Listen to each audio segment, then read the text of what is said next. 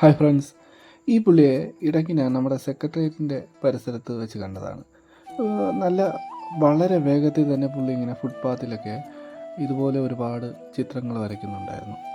അപ്പോൾ പുള്ളിയുടെ ആ ഒരു എക്സ്പീരിയൻസ് ആ ഒരു വരയിൽ നിന്ന് നമുക്ക് നന്നായിട്ട് മനസ്സിലാക്കാൻ സാധിക്കും. കാരണം ഓരോ തവണ വരയ്ക്കുമ്പോഴും അത് ഒരു മിസ്റ്റേക്കും വരാതെ, അല്ലെങ്കിൽ വരച്ചത് തെറ്റി പിന്നെ മായ്ച്ചിട്ട് വരയ്ക്കുക, അങ്ങനെയുള്ള ഒരു പരിപാടിയില്ലാതെ പുള്ളി വളരെ വേഗത്തിൽ ഓരോരോ ചിത്രങ്ങൾ വരയ്ക്കുന്നുണ്ടായിരുന്നു. ഇതൊക്കെ കാണുന്ന ആരെങ്കിലുമൊക്കെ പുള്ളിക്ക് കുറച്ച് പൈസയൊക്കെ ഇങ്ങനെ കൊടുക്കുന്നുണ്ടായിരുന്നു. അതൊക്കെ ഒരു സൈഡിലായിട്ട് ആൾ വെച്ചിട്ടും ഉണ്ടായിരുന്നു. ഞാൻ കുറച്ച് നേരം പുള്ളിയായിട്ട് സംസാരിച്ചു. അവർ പറഞ്ഞു മകളെ കല്യാണം കഴിപ്പിച്ച് വിട്ട ശേഷം ഇങ്ങനെയൊക്കെയാണ് പുള്ളിയുടെ ജീവിതം മുന്നോട്ട് പോകുന്നത്. എന്നിട്ട് പുള്ളി എൻ്റെ അടുത്ത് പറഞ്ഞായിരുന്നു, വീഡിയോ എടുക്കണം, വീഡിയോ എടുത്ത് നെറ്റിലിടണം, ആൾക്കാർ കാണണം എന്നൊക്കെ പുള്ളി ഇങ്ങോട്ട് എൻ്റെ അടുത്ത് ഒരുപാട് നേരം സംസാരിച്ചപ്പോൾ പറഞ്ഞായിരുന്നു. ആൾ ഓരോ ദിവസവും ഓരോ സ്ഥലത്തായിരിക്കും ഇതുപോലെ പടങ്ങൾ വരയ്ക്കുന്നത്.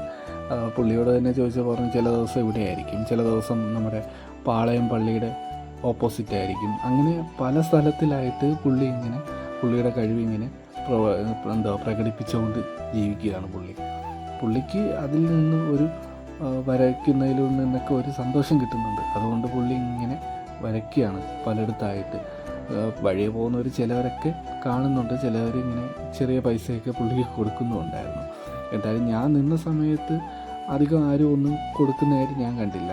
പിന്നെ ഞാൻ എൻ്റെ വക ഒരു ചെറിയ സംഭാവനയും പുള്ളിക്ക് കൊടുക്കും. എന്താ അല്ലേ, ചിലരുടെ ജീവിതം ഇങ്ങനെ കഴിവുണ്ടായിട്ടും തരുന്നില്ല.